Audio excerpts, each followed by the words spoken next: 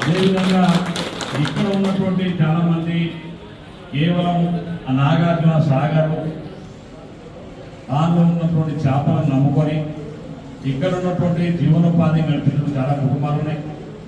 దాంతోపాటుగా ఈ చేపలతో పాటుగా మిగతా వ్యాపారం అక్కడ వచ్చేటువంటి వాళ్ళకు అవసరమైనటువంటి కిరాణం కావచ్చు, లేకపోతే వాళ్ళకి కావాల్సినటువంటి మంచినీళ్ళ బాటిల్ కావచ్చు, ఇంకా రకరకాలైనటువంటి వ్యాపారం చేస్తూ చాలా కుటుంబాలు బతుకుతుంది. ఆ కుటుంబాలన్నీ బతుకు తెరుపుకుపోయి వాళ్ళ నాగార్జున సాగర్ మీద ఆధారపడి వస్తున్నటువంటి ఖాళీ వారు కావచ్చు, మా తండవాసులు కావచ్చు, అందరూ కూడా మీ జీవన ప్రమాణం మీరు జాగ్రత్తగా మీ కుటుంబాల్లో ఆర్థిక ఇబ్బంది లేకుండా మీరు జీవనోపాధి కల్పించాలంటే మా అందరి ఆలోచన, ప్రభుత్వం ఆలోచన అని చెప్పి ఈ సందర్భంగా మనం చెప్తాం.